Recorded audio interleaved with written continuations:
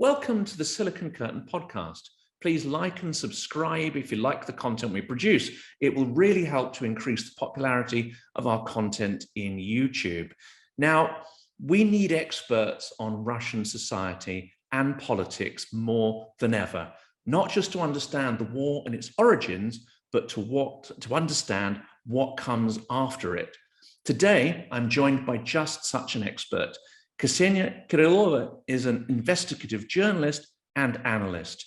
She offers her expert views on several services of Radio Free Europe and Radio Liberty, with a focus on analyzing Russian society and mentality. For this podcast, we are especially interested in her deep knowledge of the mechanisms of Russian propaganda, including that targeting the US, active measures, and foreign policy.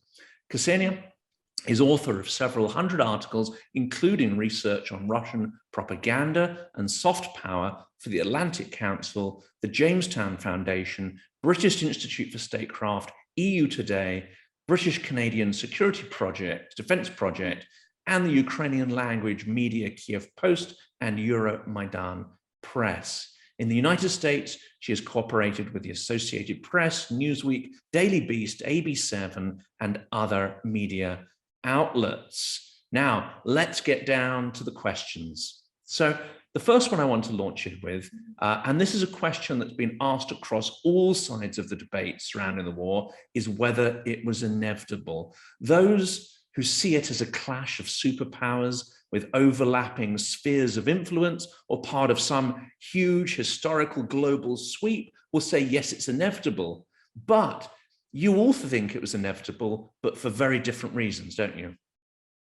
And yes, so I think to understand about Russian propaganda, you prefer to focus on the international propaganda, yes? Both, actually. I'm interested in both, internal propaganda for control and external propaganda for influence.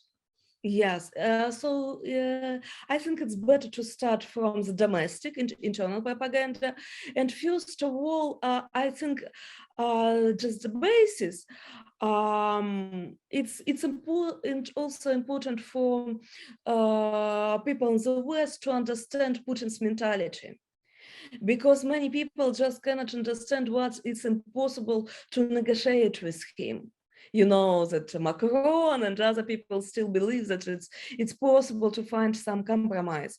But the problem is some postulates in Putin's mentality, in Chekists' mentality. You probably know the word Chekist. It's comes from Cheka. It's the first name for the KGB.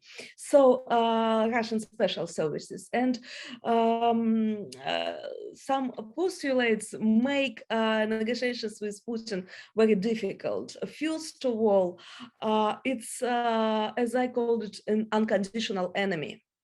That means that Putin believes not only that the United States is his main enemy, but that it has one goal, to destroy Russia, regardless of Russian behavior.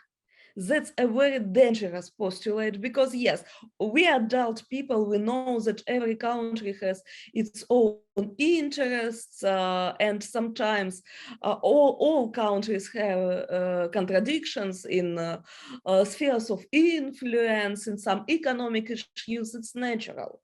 But goals, forms, and level of such opposition, it's completely depends on countries' behavior. But in Putin's mentality, it becomes like a fulfilling prophecy. So, because if you believe that you will be destroyed anyway, no matter what, that means you can do everything, because it cannot influence on something. So, this is a postulate of unconditional enemy. It's very dangerous thing. As a second point in Putin's mentality, he considers people and nation not as actors, but rather as targets to be manipulated. So as some subjects who don't possess their own will. And from this follows the appropriate attitude towards such sub-objects. They can be bribed, intimidated, and eventually eliminated. It doesn't mean that Putin and his assistants don't understand processes as such. They are very well in understanding processes which are a result of someone else's influence and manipulations. That's why they are good in so-called active measures. We will talk about it later, definitely. But the problem is that he considers, and all Russian special services consider all processes in the world as a result of someone else's manipulation. That's why, and of course, Putin doesn't understand natural processes, natural results of his own actions, especially some irreversible ones. So it's just, that's why it's so hard to negotiate with him. For example, he asks the West to give him up Ukraine, but it's just simply impossible because Ukrainian people don't want to live under Putin's rules, especially after all Putin's war. And doesn't he find this difficult? As you said, he believes there are negative or selfish motivations behind everybody's thinking. And doesn't he find it very difficult to understand that there may be pure motives in some people's minds when they protest, when they seek freedom from coercion? He believes that there's always some dark power behind it. You're absolutely right. Yes, of course, his mindset is also spoiled by his own meanness, let's say so. Of course, he judges people by himself, and he cannot even suspect any pure motivation, but accepts that he probably could even believe in pure motivation if it's results of, for example, Western propaganda. So he could believe that people are brainwashed by the West, by the CIA, and so on. Yes, the first his admission will be that people are simply paid money by the CIA or something like this. But yes, he could admit that people could have some innocent motivation, but even in this case, he believes that such kind of motivation is a result of someone else's active measures. And he cannot understand natural reaction. They probably not so pure, but they are natural. That's the main problem. So if people are objects, they cannot have their own will. And from this follows the third postulate.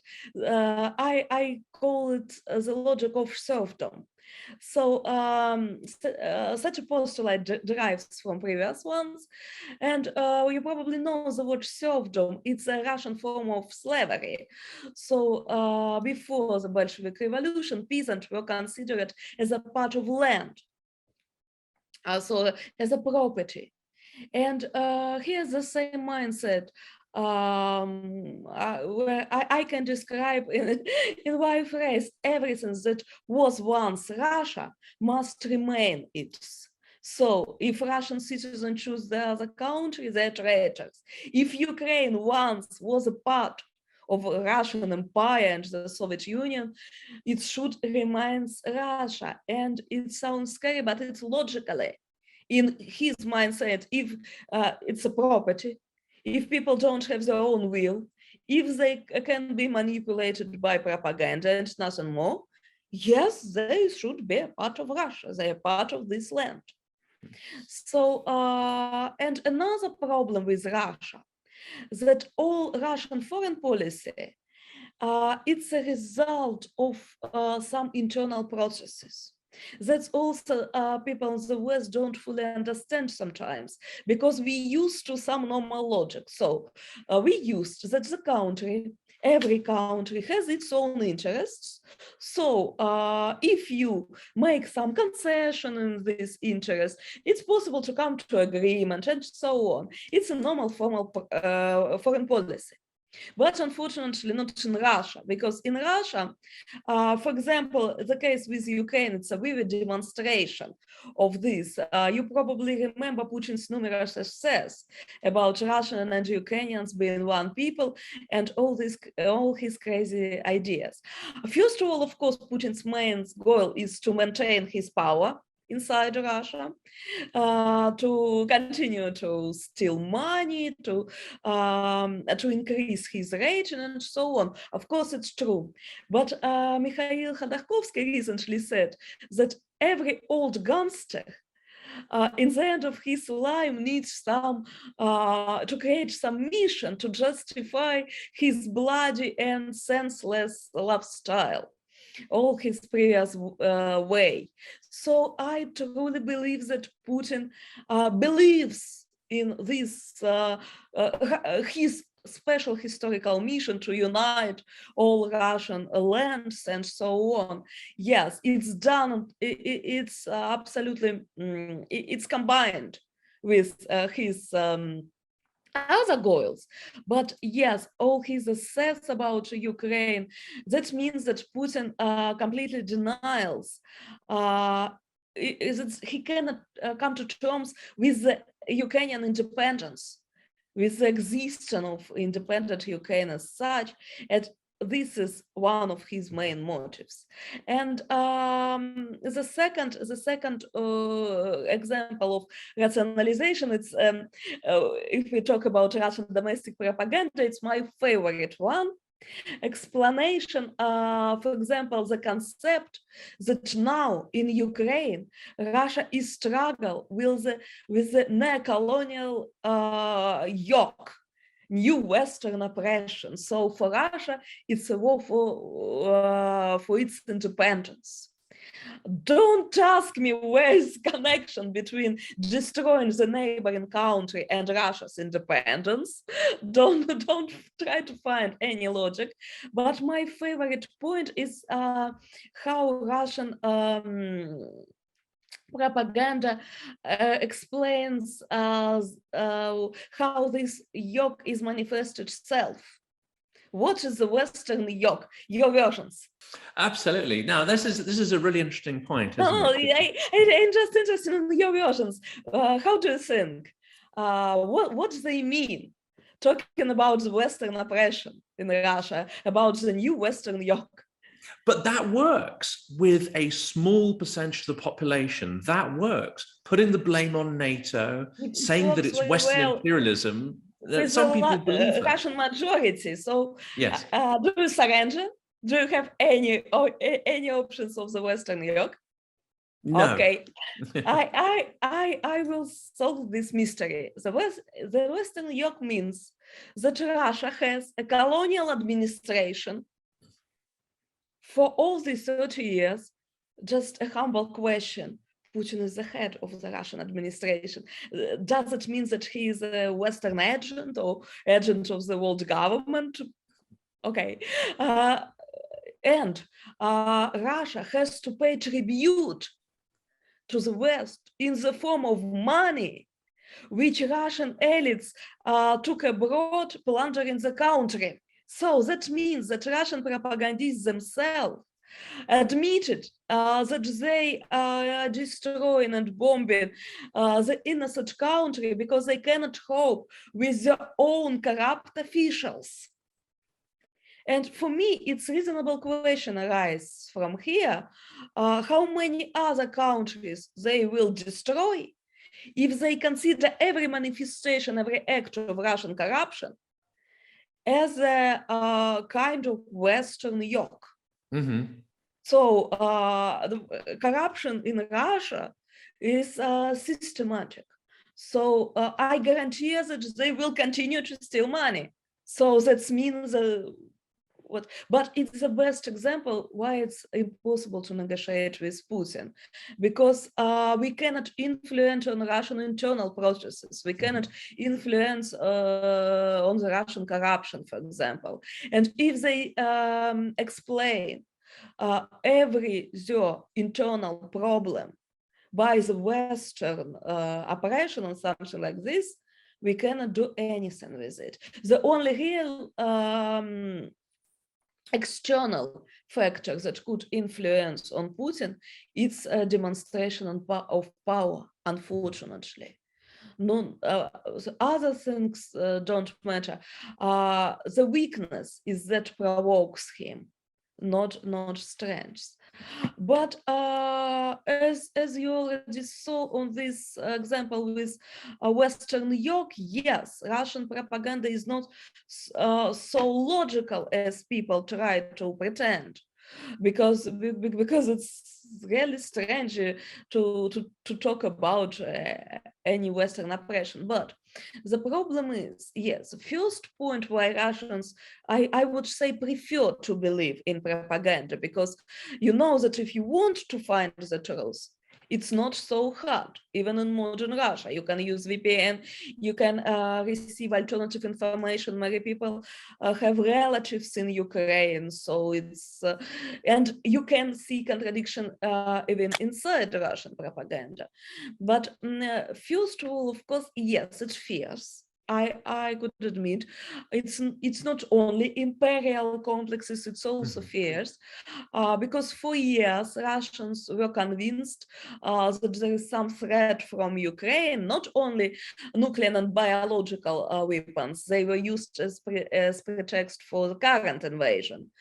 But even before this, for years, Russian propaganda maintained this atmosphere from some external threat from Russia and from Ukraine.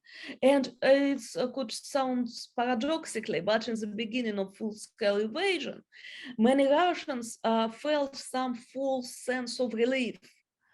So because they tired from this constant feeling of threat, and now they believe that this threat will be eventually eliminated, and they will get a peaceful and friendly Ukraine near the borders, finally. So yes, fears is the first point. But the second thing, not only fears, that it's a kind of what I call suicidal conformism. That means that, yes, conformity, it's a normal reaction to some events we cannot change. But, you know, we have some other reactions, like escape or to fight. But unfortunately for Russian, conformism became the only reaction. And it's even became, as I call it, suicidal, because if you adapt with something that kills you, you will die eventually. So that means that they really, according to sociologists, they have a strong necessity to avoid the terrible truth. So Russians try to convince themselves that every government act, every blow to the normal life was necessary, correct, and undertaken for their own good. Because, you know, I mentioned some contradictions in the Russian propaganda. For example, on the one hand, they propagandists say about peaceful Russia, which was not planning to invade Ukraine and was drawn into this war by the United States. At the same time, the Kremlin propagandists openly discuss that they should destroy the country with the nuclear weapons, for example. And on the one hand, they say that Russia was forced to start the so-called special military operation, but on the it's the United States did it and destroyed the current world order. But these theses are promoted in tandem with statements that the destruction of Anglo-Saxon world order, it's a Russian historical mission. For example, the propagandists love to say that this is the war not with Ukraine but with NATO, but at the same time they say that almost the majority of Ukrainian people are infected by Nazism, and they should de-Ukrainianize and denazification means de-Ukrainization of the whole Ukraine. Now Margarita Simonyan again said that it's a civil war in Ukraine. They used this narrative before, but only for Donbass. But they never denied before that Russia invaded Ukraine in this so-called special operation. But now Simonyan denied the very fact of this invasion. Just recently, she didn't deny it. She found some justifications for this invasion and pretext. But now they say that Russia didn't attack Ukraine. It was a civil war. Russia just joined to the one side, and she didn't mention NATO. And it's even pro-Kremlin sociologists admit that on the result of focus groups, people don't understand goals of so-called special operation, but they support it nevertheless. That means this conformity.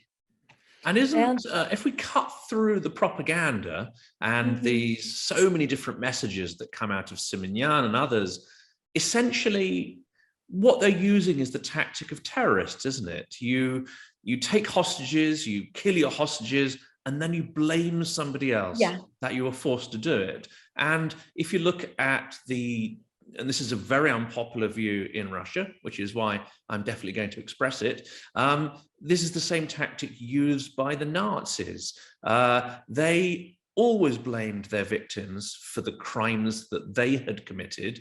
And they also had this extraordinary victim complex, which I think in the end might start as propaganda, but the propagandists end up believing their own narratives. And now we see this happening in Russia too, don't we?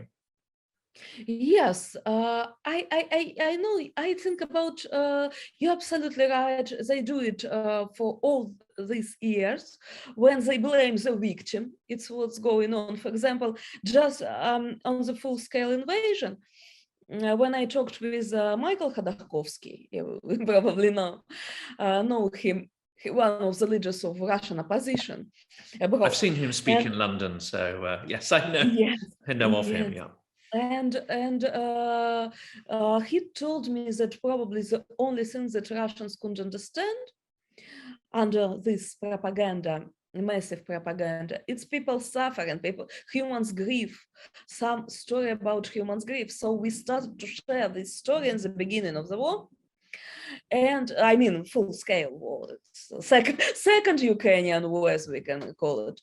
And after a week after we started, Russian propaganda began to do the same.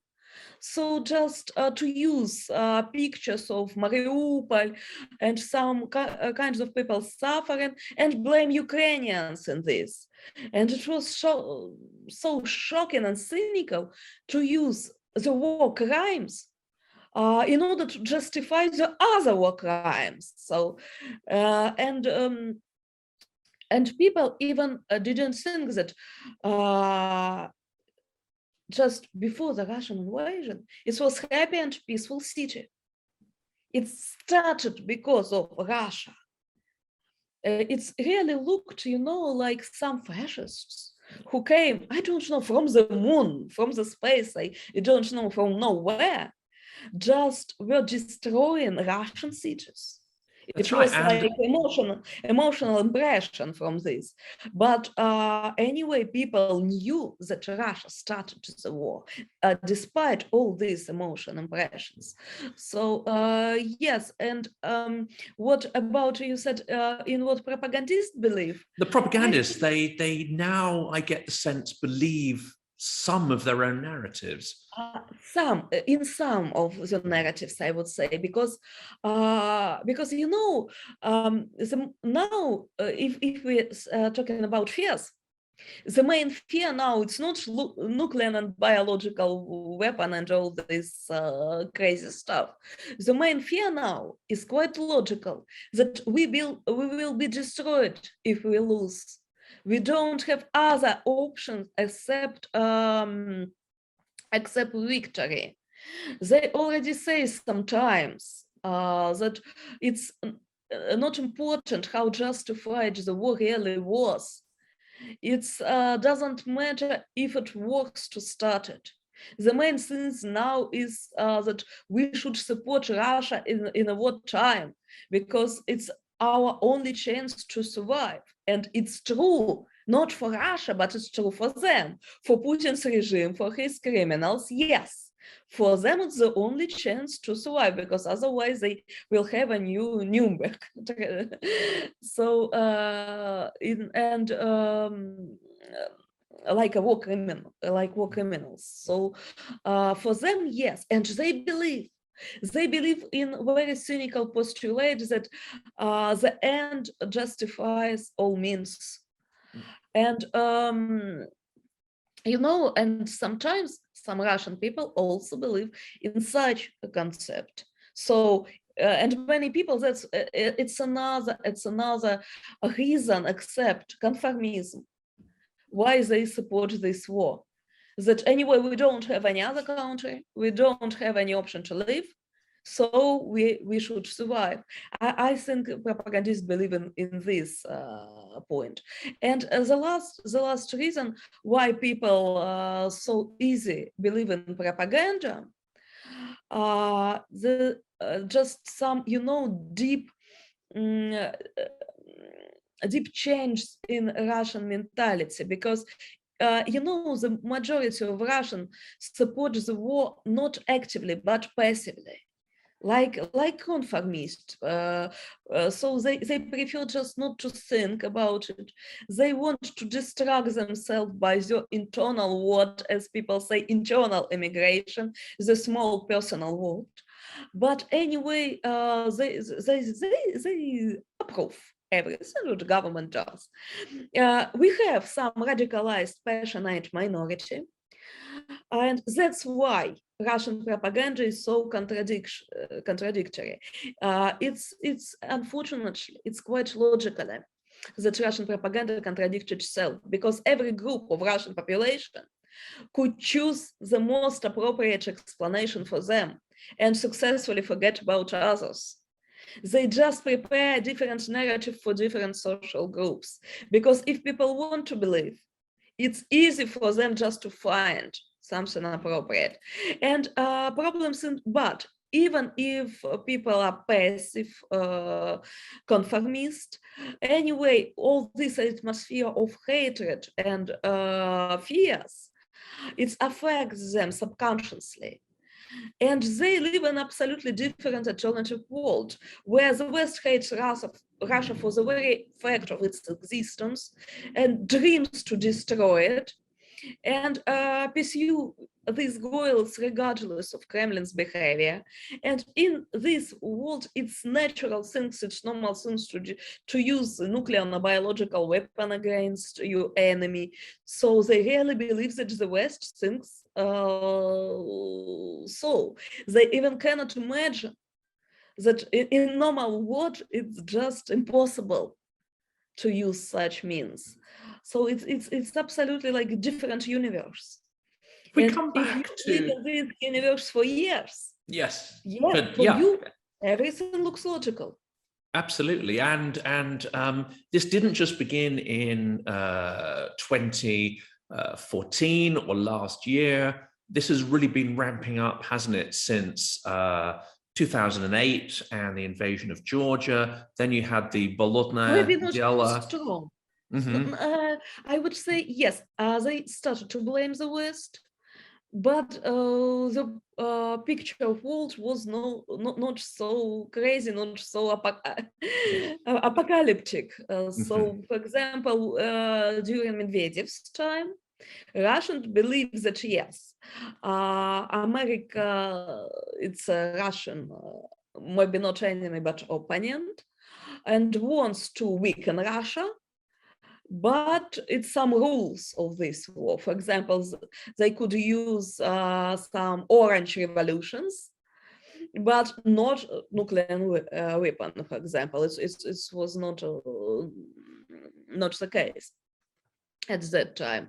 So the worldview wasn't so insane before the 2014, but now it's completely insane, and people so accustomed to this worldview that they cannot reflect its abnormality. Lack of knowledge.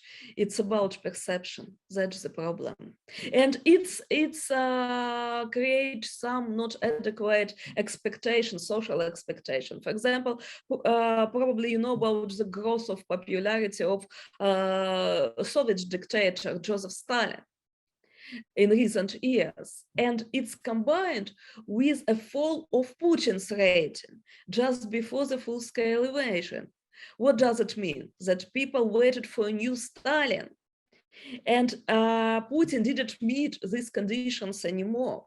When our friends from Navalny's team were so happy that rating of the United Russia dropped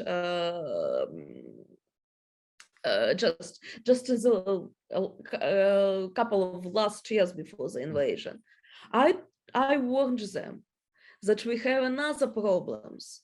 Yes, people didn't like Putin at that point, but they didn't like the liberal opposition either. They wanted some kind of new Stalin, and I warned these guys that if Putin will meet these criteria again, he will be popular again. And that's exactly in my report. I explained this things in my report for the Atlantic Council, and unfortunately it came true. After the beginning of the war, he against became like an image of some protector who finally can protect Russia against this external threat, and about the desire. People in Russia also have some strong desire for social justice, but when Russian oligarchs fell under sanctions, for the majority of population, it was an example of social justice. Finally, these traitors could not plan a country anymore, and they will have to return to Russia and work in Russia and so on. So yes, and Putin's rating increased. It's true. Already had some inadequate expectation based on propaganda.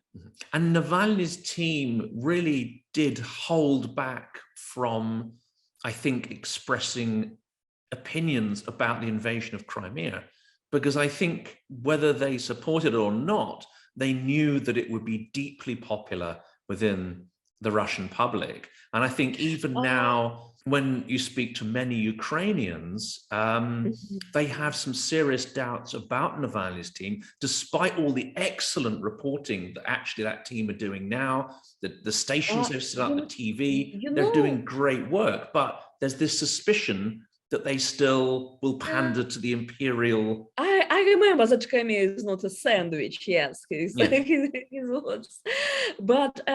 you know, I think it was a game. I don't think that he really thinks so.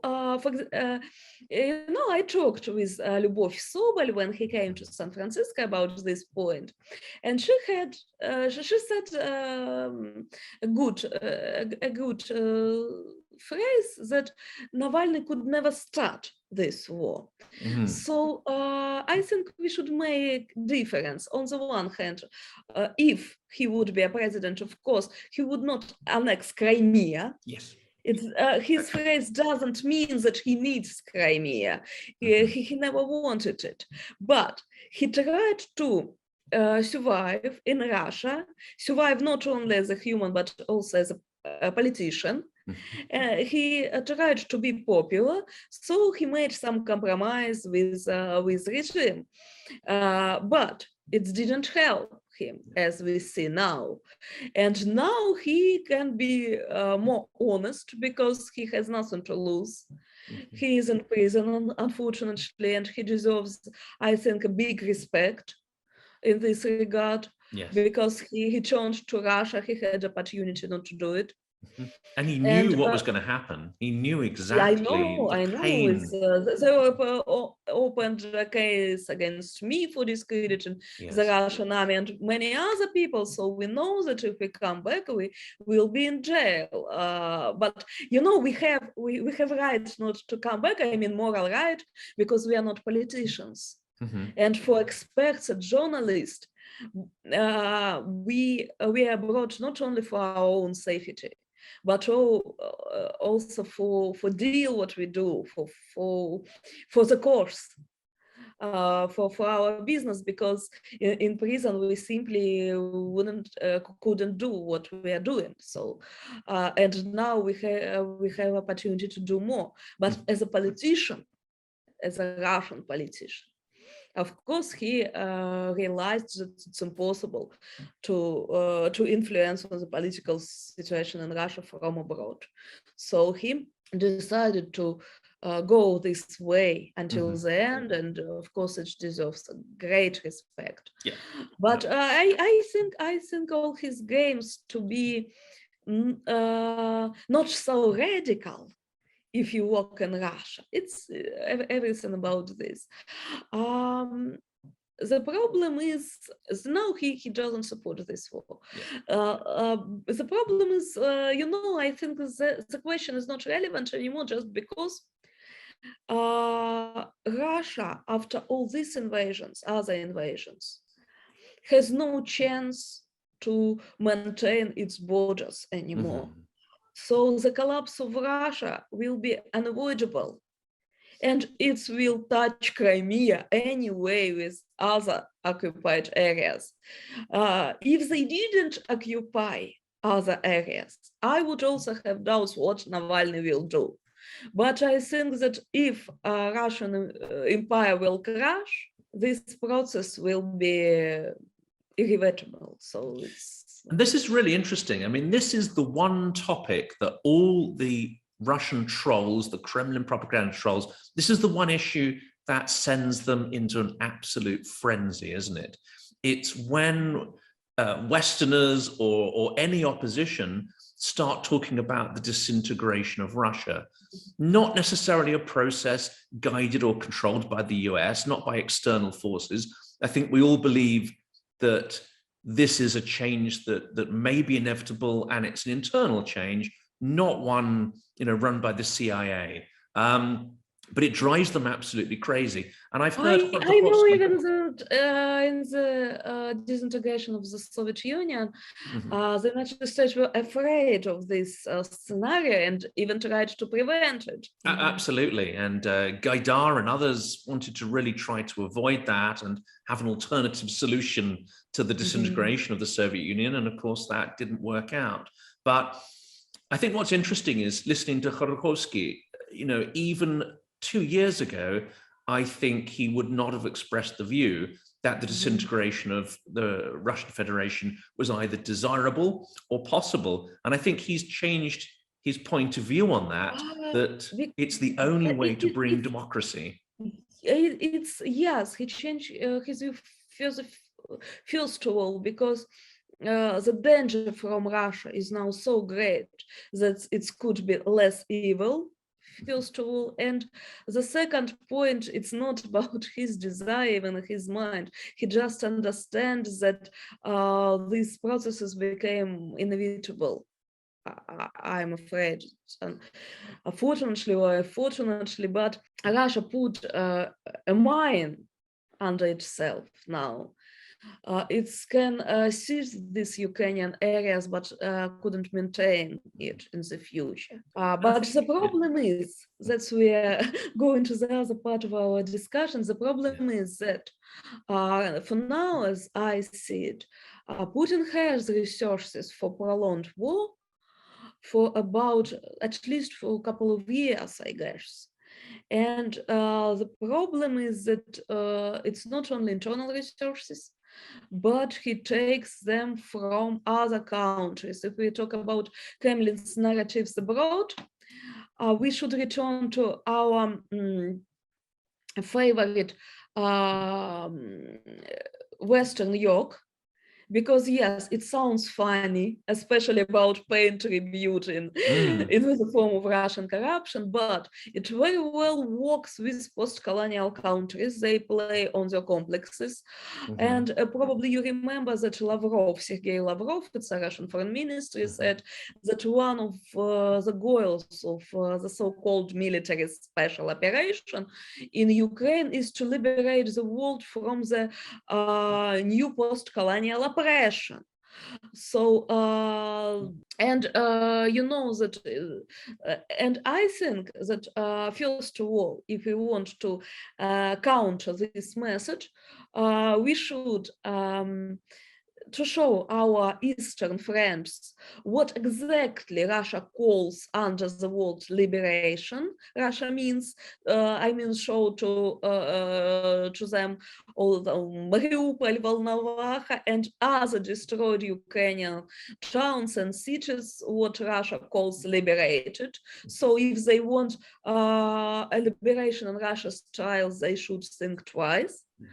And another point that post-Soviet countries have very good potential in interaction to the Eastern, to post-colonial countries in Pacific region and Asia and Africa, because this country know on their own example how to fight against new colonial oppression. But only not from the US, from Russia. Because I myself conducted a lecture presentation in one Indian foundation, a geopolitical foundation. And you know, the young people, they were absolutely pro-Western, but older guy, he was pro-Russian, he cited all these Russian propaganda narratives because due good Soviet-Indian relationship in the Cold War. And of course, these people don't trust Western countries, it's obviously. But I used, even before Sergei Lavrov, this argument that Ukraine is a former Russian colony who is fighting for its independence. And for them, it was so close and understandable argument.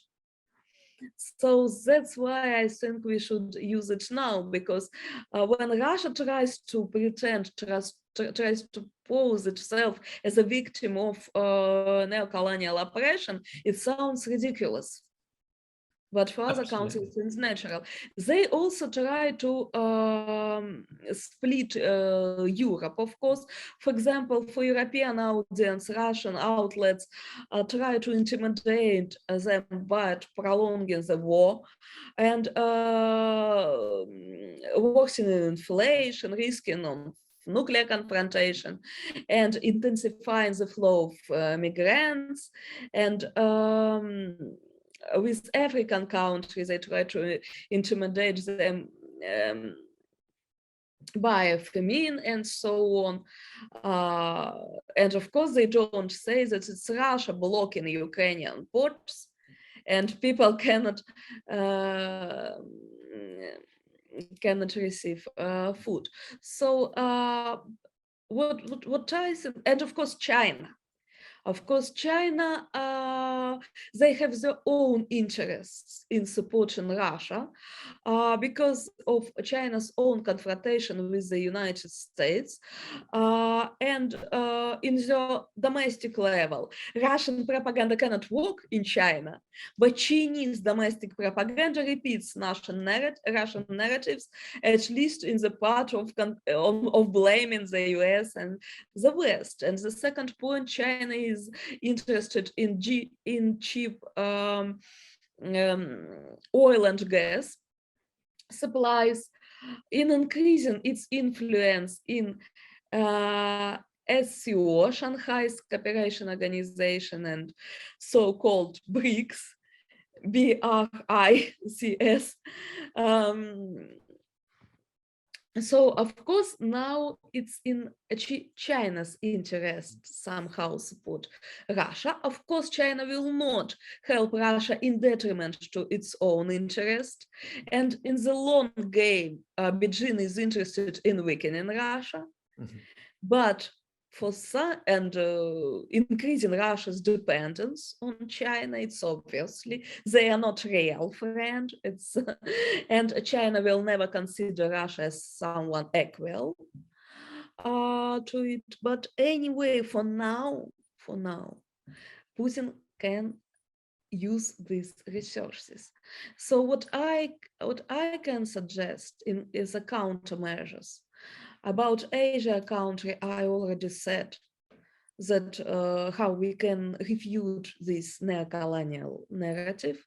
With European countries also, Russia tries to make an impression that they are also not actors, just subjects manipulated by the United States. They don't have sovereignty, and the US use them in detriment to their own interests, something like this. And of course, and they use all these examples with the World War II and Hitler, it's a favorite topic. So why we cannot use the same analogies? And just to remind our European allies that Russia's actions threaten to the whole of Europe and the United States and Great Britain, just exactly like the previous times has Europe cope with its internal problem. New Hitler, we don't use Europe, we help European people. In relation to Israel, it's also interesting. We can show them, I never suggest to lie, just to show the truth, because in Russian propaganda, in Russian narrative, there's so many sometimes self-incriminated moments and contradictions that we should just show this truth to our allies. With Israel, for example. If we are talking about, we can show that Russian pro-Kremlin channels, Telegram channels, these channels are under direct control of Russian presidential administration, Alexei Gromov. They spread some crazy conspiracy theories about, Jewish Masonic plot to destroy Russia and Ukraine, and Poland seeking to invade and carve up Ukraine is another popular. Yes, but it's not about Israel. About Israel, they cite all these crazy conspiracy theories, which always existed in Russia. But before the full-scale invasion, they were no mainstream.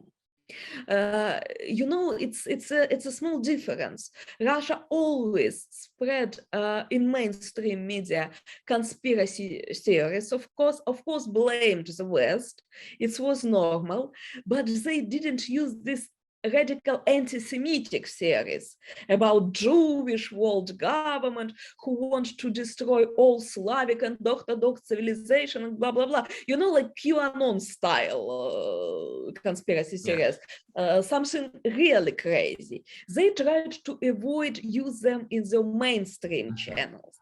Now they started. And Lavrov is a good example. Lavrov's statement. That's why it was not a reason, it was a consequences of this trend when Lavrov's, yes, absolutely right, Lavrov started to say about Jewish, Hitler having Jewish blood and all this bullshit. So yes, it's just an unavoidable consequences of such tendency. So we should show to our Israeli allies this tendency, because the problem is, of course, Putin doesn't want to spoil relationship with Israel. He wants just to discredit President Zelensky, who is Jew, and to mobilize this radical, passionate part of Russian society who are not conformism, who are really radical, who need some idea. And he tries to give them the image of some misanthropic and huge, great enemy, like the world government or something like this. And that's why they use this series. So if they want to control this radical part of society, I've got one question left. One question left, because I know we're almost out of time, unfortunately, but there are rumors of purges and conflict within the Russian elite. How likely are these to result in a coup against Putin? And what chaos is likely to follow a successful change of regime in Russia? Well, I have two news here, good and bad. Good news that contradictions among Russian elites and different Kremlin towers, as we say, really exist. It's true. It always was, and now it's even obvious how, for example, a Kremlin tower of Siloviki, special forces and army power tried to destroy so-called systematic liberals. Even in Solovyov's TV show, Solovyov is a main Russian propagandist, so his show goes on main Russian TV channels in the prime time. They openly call for repression from, for example, social economical bloc of the Russian government. They never directly called to put people in prison, people from Russian government, from another part of elites. It's obvious, it's a good news. The bad news, it cannot come to cope because, first of all, they are all of them involved in Putin crimes. They're afraid of any chaos or falling the regime. And you know, yes, people, Russian oligarchs and officials lost a lot because of sanctions, but they didn't lose everything. So because Russian government compensated them some money in rubles, yes, but anyway, they received a lot of money in exchange of a property they lost abroad, and they can go abroad to rest, for example, with all this money, not to Europe, but to Thailand, for example, to Dubai, I don't know, Saudi Arabia, and so on. So to Vietnam, if they want to go to some warm part of the world just to rest on a seaside, it's possible for them. But after changing the regime, they will lose everything. So they will try to destroy each other, but I don't think they are ready for real coup attempt. Kseniya, this has been absolutely fascinating. I very much look forward to reading more of your articles, and really grateful for you to spend so much time talking to me.